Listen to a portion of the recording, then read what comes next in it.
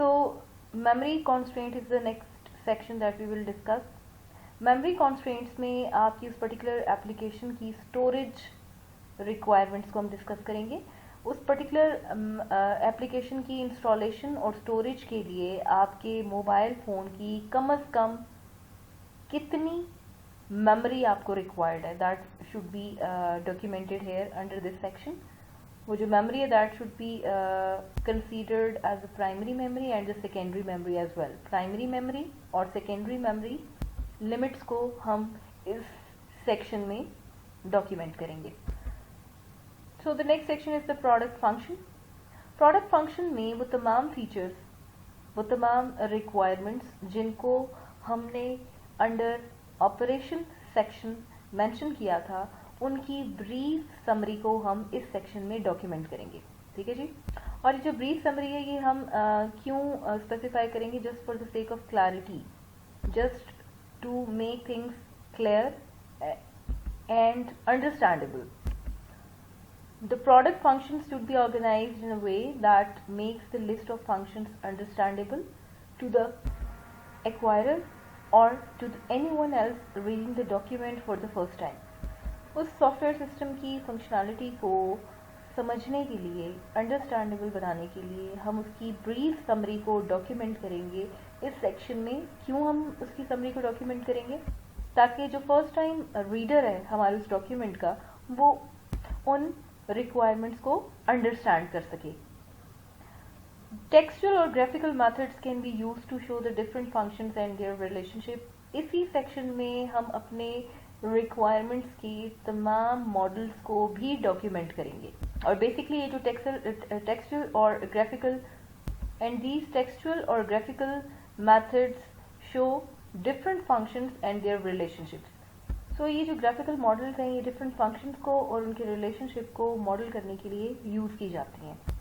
सो इस सेक्शन में हम रिक्वायरमेंट्स को उनकी ब्रीफ समरी के साथ डॉक्यूमेंट करेंगे और तमाम टेक्सचुअल और ग्राफिकल डिज़ाइंस और मेथोडोलॉजीज जिन पे आपने काम किया है उनको हम इस डॉक्यूमेंट का पार्ट बनाएंगे. The next is the user characteristics. So here in this section you have to describe those general characteristics of the intended group of users of the product, including characteristics that may influence the usability, such as educational level, experience, disabilities and technical expertise. You have to consider the knowledge of the user about the system. So basically इस section में हम user characteristics को document करेंगे. user characteristics से मुराद वो तमाम skills हैं जो आपकी application को use करने के लिए user के पास must होनी चाहिए. इस मोबाइल एप्लीकेशन को यूजेबल बनाने के लिए आपको कुछ स्किल सेट्स की ज़रूरत होगी, कुछ कैरेक्टरिस्टिक्स की ज़रूरत होगी, कुछ स्पेसिफिक आपको क्राइटेरियाज हैं जिनका फुलफिल होना ज़रूरी है. जैसे कि कोई एजुकेशनल लेवल, ठीक है, your experience, disabilities and technical expertise. जो भी रिक्वायरमेंट्स हैं उनको आप इस सेक्शन में हाईलाइट करेंगे. ये जो यूज़र कैरेक्टरिस्टिक्स हैं ये हम क्यों कंसीडर करते हैं? हम इसलिए कंसीडर करते हैं ताकि हम उस यूज़र का एडिक्वेट स्किल लेवल डिफाइन कर सकें कि इस स्किल लेवल के यूज़र्स इस मोबाइल एप्लीकेशन को ईजीली यूज़ कर सकते हैं. So now we will talk about the limitations. Limitations क्या होती हैं? It's basically a technical limitation of a software usually refers to what the defined system is unable to do as of it present state. Limitation से मुराद वो तमाम features हैं जो अभी आपके सॉफ्टवेयर का पार्ट नहीं है और फ्यूचर में आप उस सॉफ्टवेयर को अपडेट करने के लिए, एनहांस करने के लिए कंसीडर कर सकते हैं. The technical limitation of a software usually serves as recommendation for improvement और on upcoming systems including. Enhancement maintenance के लिए आप इन पर्टिकुलर लिमिटेशंस को फ्यूचर कंसीडरेशंस के तौर पे हाईलाइट कर सकते हैं under this section. Let's suppose कोई हार्डवेयर लिमिटेशन है, ठीक है जी, जिसको आप फुलफिल नहीं कर पाए, interface to other application, quality requirement just like reliability means कि आपका system अभी reliable नहीं है, you can achieve this goal in the future product, safety and security considerations जिनको आप ठीक तरीके से fulfill नहीं कर पाए, so you can consider again this particular limitation in the future product. So now we will see what are the assumptions and dependencies. So here we will discuss some assumptions. We need to assume and we need to identify those things on which that particular system is dependent. So we can say without these assumptions or dependencies, our system is useless. Like you have to list each of the factors that affect the requirement stated in SRS. For example, an assumption may be that a specific operating system will be available or required on the hardware designated for the software product.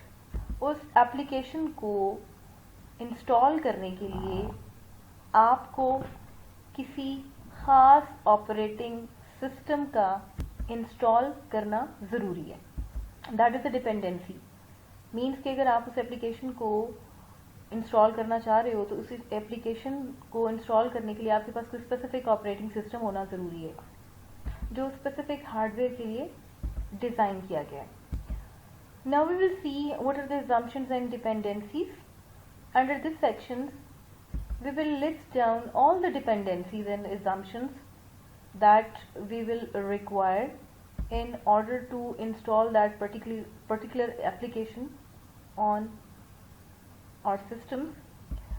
So one of the example is कि let's suppose आपने जो application install करनी है उस application को install करने के लिए आपके पास एक specific operating system का होना ज़रूरी है. अगर आपके पास वो specific operating system नहीं होगा तो आप अपनी उस application को उस hardware पे install नहीं कर सकते. So this is a type of dependency.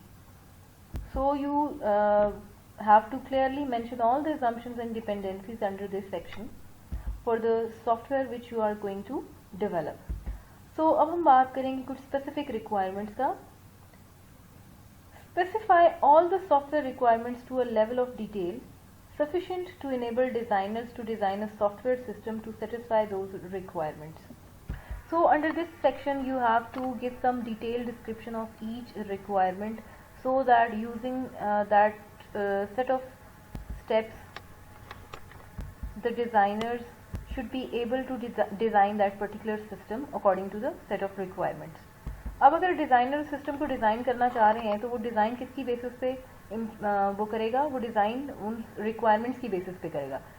लेकिन रिक्वायरमेंट्स को अगर हम जनरल लेवल पे स्पेसिफाई करेंगे तो हम उस डिज़ाइन को कंप्लीट नहीं कर सकते. So the completion of that design it is necessary that we must have some sufficient detail of every requirement in order to make our design process effective.